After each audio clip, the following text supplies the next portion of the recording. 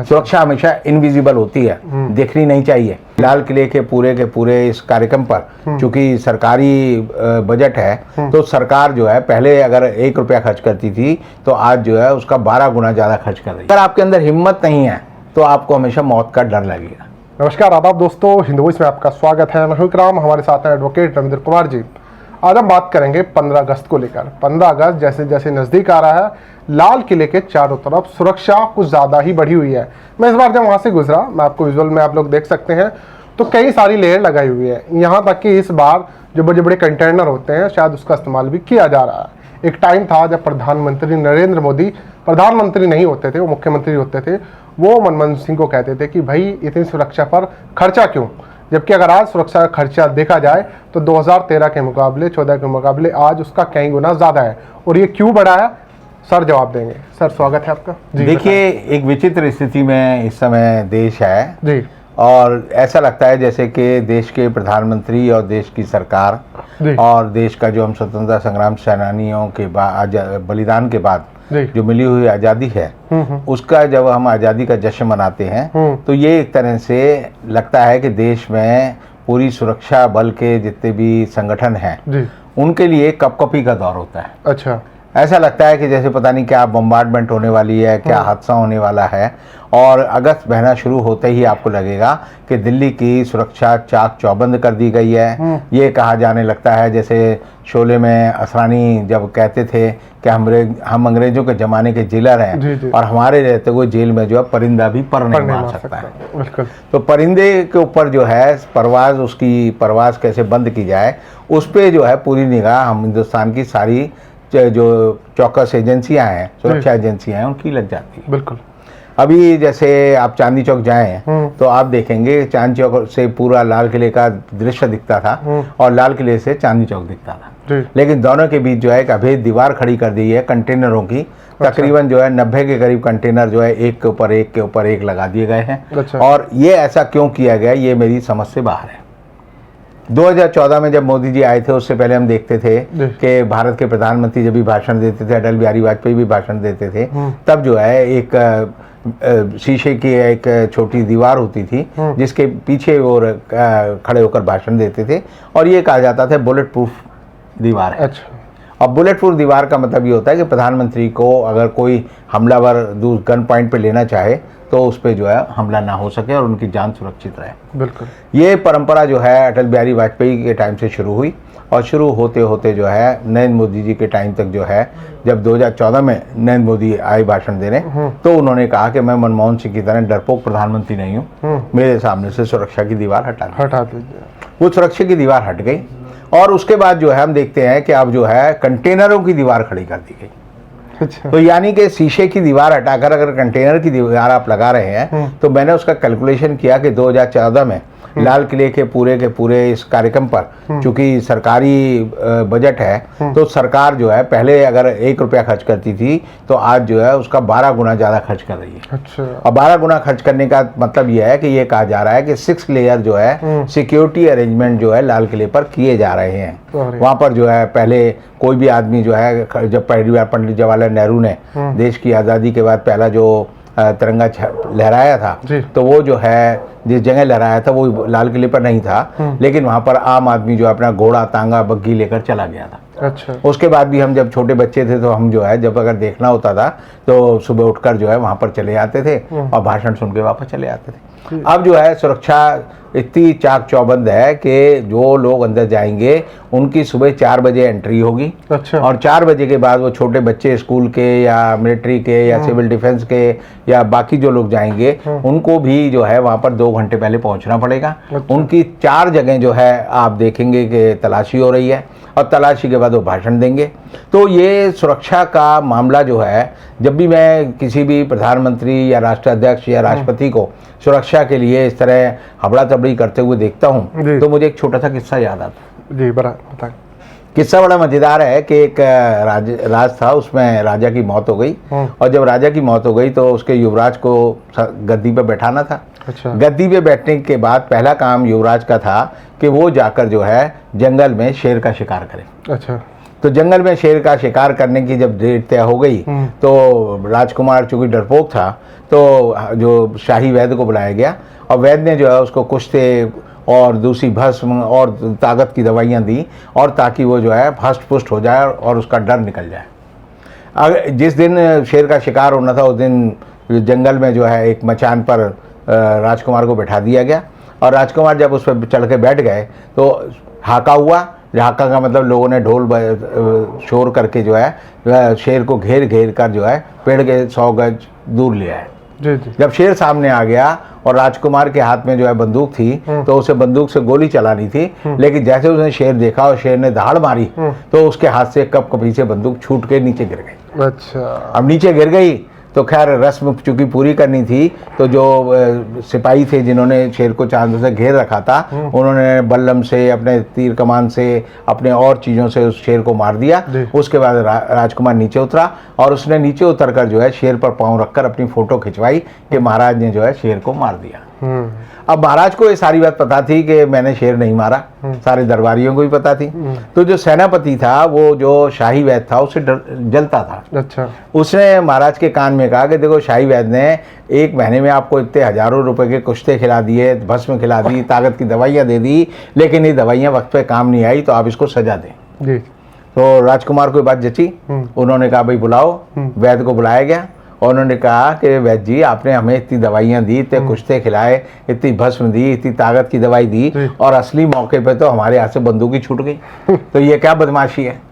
तो वैद्य ने जो जवाब दिया वही आज के सारे सत्ताधीशों के लिए जवाब है। वैद्य ने कहा कि महाराज मैंने आपको ताकत की दवाई दी थी, हिम्मत की दवाई नहीं दी थी। बहुत बढ़िया। तो अगर आपके अंदर हिम्मत नहीं है तो आपको हमेशा मौत का डर लगेगा। आप एक ज़माना देखेंगे कि जब सेकेंड वर्ल्ड वॉर चल रही थी तो हिटलर के बारे में मशहूर था कि हिटलर अपने 3 प्रतिरूप रखता था। अच्छा। यानी 3 लोग होते थे जो हिटलर की वेशभूषा जैसे होते थे और हिटलर पब्लिकली नहीं जाता था। हिटलर तो अपने जो बैरक है जो जमीन के अंदर होता था उसमें छिपा रहता था और वो आदमी घूमता फिरता रहता था। और ऐसे एक किस्सा नेताजी सुभाष चंद्र बोस का आता है कि वो जब हिटलर के नकली प्रतिरूप से मिला और उसने जब उनसे बात की और उसकी पहली आवाज़ में उन्होंने कह दिया कि तुम जो है हिटलर नहीं हो। दूसरा प्रतिरूप आया उसको भी नेताजी सुभाष चंद्र बोस ने कहा भाई तुम हिटलर नहीं हो। तीसरा प्रतिरूप आया तो उसको भी कहा तुम हिटलर नहीं हो। अंत में जब हिटलर आया और हिटलर की उसने चाल देखी और हिटलर ने जिस ढंग से नेताजी को नज़र मिलाई तो हिटलर ने कहा तुम असली हिटलर हो। तो आप ये समझ सकते हैं कि जिन लोगों के मन में डर होता है उसी हिटलर के दौरान उसके विपक्ष में आप किसके देखेंगे कि हिटलर के खिलाफ कौन लड़ रहा था। हिटलर के खिलाफ जो है उस समय जैसे हिंदुस्तान में आंदोलन हो रहा था तो महात्मा गांधी एक निहत्थे योद्धा थे जिनके हाथ में एक लाठी होती थी अपने चलने के लिए, जो चलने में भी इतने सक्षम नहीं थे कि उनको जो है सहारा लेकर चलना पड़ता था। तो जब 1947 में देश आज़ाद हुआ क्योंकि आज़ादी का माहौल चल रहा है तो आप देखेंगे कि जब नाथूराम गॉडसे ने जब 30 जनवरी को महात्मा गांधी की हत्या की उस समय वहां पर बिरला हाउस पर दिल्ली पुलिस का एक हवलदार और उसके साथ 4 सिपाही थे। उससे पहले जो है नारायण आप्टे ने वहां पर 10 दिन पहले बिरला भवन में जो है देसी बम फोड़ा और बम फोड़ने से ये हुआ कि वहां की दीवार गिर गई। तो जब जो है सरदार पटेल ने उन्हें कहा कि आप जो है हमें इजाज़त दें कि आपकी सुरक्षा बढ़ाई जाए। और दूसरी बात यह है कि उन्होंने कहा कि जो लोग आते हैं उनकी तलाशी लेने की हमें इजाज़त दो। तो गांधी जी ने मना कर दिया। गांधी जी निडर आदमी थे। उन्होंने कहा कि मैं अगर भगवान मेरी मौत करना चाहता है तो कर सकता है, लेकिन मैं अपनी सुरक्षा में आपको इस तरह का दखल देने का इजाज़त नहीं दूंगा। और अंततः हमने देखा कि 30 जनवरी को निहत्थे महात्मा गांधी को नाथूराम गॉडसे, नारायण आप्टे, वीर सावरकर जिनको ये वीर कहते हैं, इन सब लोगों ने एक षड्यंत्र पूर्वक उनकी एक निहत्थे आदमी की हत्या कर दी। उसके बाद हम देखते हैं कि नेहरू जी थे तो नेहरू जी के बारे में जिक्र आता है कि एक बार जो है राम मनोहर लोहिया थे, उन्होंने एक औरत को कहा कि तू महात्मा ये पार्लियामेंट हाउस में जब नेहरू जी पहुंचे तो तू उनका गला पकड़ लियो। अच्छा। और तब एक औरत ने जो है जब नेहरू जी पार्लियामेंट के अंदर घुस रहे थे तो उस औरत ने जो है नेहरू जी के गले पे हाथ पकड़ लिया और कहा कि तुम्हें तो देश को आज़ादी मिल गई लेकिन मुझे क्या मिला। तब नेहरू जी ने उस औरत को जवाब दिया कि तुम देश के प्रधानमंत्री का गला पकड़ सकती हो, तुम्हें इसकी आज़ादी मिली है, यही तुम्हारी सबसे बड़ी जीत है। तो नेहरू निडर थे। हमने अपनी आंखों से देखा है कि जब मोरारजी देसाई की सरकार थी तो मोरारजी देसाई जो है दिल्ली में जब उनकी सरकार का यानी एक तरह से गिरना तय हो गया था तो जन्माष्टमी का एक दिन था जी। तो जन्माष्टमी के एक दिन पहले वो आर्य समाज दीवान हॉल में आए, उनके साथ जो है 4 पुलिस वालों की थे, वो भी उनकी सुरक्षा के लिए नहीं थे, सिर्फ इसलिए थे कि ताकि वहाँ पर कानून व्यवस्था की स्थिति बनी रहे। जी, जी। और मुरारी देसाई जैसा आदमी तो विचित्र आदमी है, वो गांधीवादी था, गांधीवादी चरित्र को मानता था और उनके बारे में कहा जाता था वो कट्टर गांधीवादी हैं। अच्छा। यानी उनके बारे में एक बड़ी प्रसिद्ध सी बात थी कि वो जब उनके पास जो है सुचेता कृपलानी और या दूसरी जितनी भी औरतें जाती थी तो वो उनसे एक ही सवाल पूछते थे कि तुमने जो अंदर कपड़े पहने हैं, जो बनियान पहनी है, वो खद्दर की है या नहीं है। तारकेश्वरी सिन्हा ने तो इस बात को एक इंटरव्यू में भी कहा दूरदर्शन के कि मुझे गांधी जी ने पूछा कि तुम जो नीचे पेटीकोट पहनती हो वो खादी का है या नहीं, अगर खादी का है तो तुम्हें टिकट दूंगा, नहीं तो नहीं दूंगा। तो अब मुरारी देसाई के बारे में जो किस्सा है वो बड़ा मज़ेदार है कि 4 नवंबर 1977 को जब वो प्रधानमंत्री बन चुके थे तब वो जो है एक पुष्पक विमान था जो कि TU श्रेणी का था, रशिया से हमें मिला हुआ था, उससे वो जोरहट जा रहे थे। अच्छा। तो जोरहट जब वो गए तो वहाँ पर जो है जोरहट हवाई अड्डे से 23 किलोमीटर पहले ही उनका जहाज जो है दुर्घटनाग्रस्त हो गया, गिर पड़ा और सारा जो क्रू मेंबर थे कॉकपिट में थे वो सारे मर गए। अच्छा। और मजे की बात यह है कि मुरारी देसाई को कहीं चोट नहीं आई, सिर्फ उनके होठ पर हल्का सा कट का निशान आया। तो मुरारी देसाई उससे निकले हवाई जहाज से और हवाई जहाज से निकालकर उन्होंने कहा भाई यहाँ का थाना कितनी दूर है। तो गांव वालों ने आधी अधूरी आवाज में समझने के बाद बताया कि थाना दूर है। तो उन्होंने कहा मैं वहाँ कैसे जाऊँ। तो एक गाँव वाले से उन्होंने जो है उसकी साइकिल ली और साइकिल लेकर मुरारी देसाई उस साइकिल को चलाकर जो है थाने पहुंचे और थानेदार को कहा कि मैं जो है भारत का प्रधानमंत्री हूँ, मेरा जहाज गिर गया है। तो वहां के जो पुलिस वाले थे उन्होंने मुरारी देसाई की बात को एकदम सीरियसली नहीं लिया। अच्छा। जब उन्हें बाद में पता चला कि भाई ऐसी घटना हो गई है तब जो है भारतीय वायुसेना के लोग, भारतीय सेना के लोग वहां पर पहुंचे और तब जो है ये सुरक्षा हुई। तो आप समझ सकते हैं एक समय में भारत के प्रधानमंत्री के अंदर कितनी निर्भीकता थी, कितनी उनके अंदर जोश था। बिल्कुल। आप देखेंगे इंदिरा गांधी का भी जिक्र इसी तरह आता है कि इंदिरा गांधी के बारे में जब उन्होंने ऑपरेशन ब्लू स्टार किया जुलाई 1984 में, तो उनको IB के लोगों ने कहा, रॉ के लोगों ने कहा, उनके सुरक्षा अधिकारियों ने कहा कि आपके जितने भी निजी दस्ते में जो सिख हैं उनको हटा दें। अच्छा। तो इंदिरा गांधी ने कहा नहीं, मैं ऐसा नहीं करने दूंगी और उन्होंने आप देखेंगे सतवंत और बेअंत सिंह को अपने उसमें रखा। और जब 31 अक्टूबर 1984 को उनकी हत्या हुई तो सतवंत और बेअंत ने ही उनकी हत्या की। लेकिन तब भी जो है इंदिरा गांधी का सारा शरीर तो छलनी हो गया, लेकिन उस औरत के चेहरे पर निडरता थी, उस पर कोई जो है उसके चेहरे पर कोई इस तरह का डर का भाव नहीं था। और उससे एक दिन पहले उन्होंने भुवनेश्वर में एक मीटिंग में कहा था कि मेरे खून का एक एक कतरा जो है देश की सेवा में काम आएगा। जी। तो ये एक उनका एक निडरता थी। उसके बाद प्रधानमंत्री बने राजीव गांधी।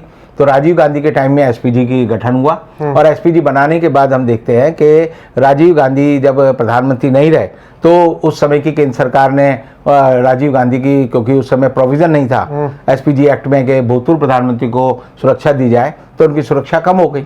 लेकिन तब भी वो एक अपने दौरे में तमिलनाडु गए और श्री पेरुम्बदूर में वो अपने कार्यकर्ताओं से मिल रहे थे, तब उनकी हत्या हुई। तब भी वो निहत्थे थे, लेकिन उनके चेहरे पर कोई खौफ नहीं था कि ऐसा हुआ। तो एक तरह से खौफ की परंपरा जो है हम देखेंगे कि अब जब आदमी निडर होता है, जनता से जुड़ा होता है, उसे ये आभास होता है कि मैं लोकप्रिय हूं, तो उसकी सुरक्षा जो है जनता करती है। जनता के भरोसे वो जिंदा रहता है और जनता के भरोसे ही वो आगे बढ़ता है। बिल्कुल। लेकिन बहुत सारे बात ऐसी होती है कि कुछ लोग जो है, मैंने जैसे हिटलर का जिक्र किया, हिटलर दुनिया पे कायम करना चाहता था अपना राज, लेकिन वो डरपोक बड़ा था। अच्छा। और इसीलिए उसे अंत में जो है जब उसे लगा कि अब मैं गिरफ्तार हो जाऊंगा तो उसने गोली मारकर जो है आत्महत्या कर ली।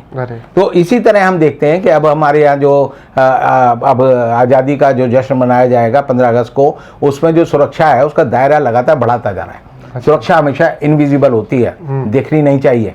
अमेरिकन राष्ट्रपति जो है मैकडोनल्ड में जाके खड़ा होकर जो है अपने बच्चों के साथ मैकडोनल्ड के बर्गर खाता है। दूसरा राष्ट्रपति जो है सड़क पर घूमता है। मैं खुद इंग्लैंड गया तो वहाँ पर जो है 2014 में वहाँ पर एक सेकेंड वर्ल्ड वॉर की 70वीं जयंती मनाई जा रही थी। तो वहाँ पर हम जो है गलती से चर्च ऑफ इंग्लैंड में जाकर हमने देखा समारोह हो रहा है, हम जाकर बैठ गए।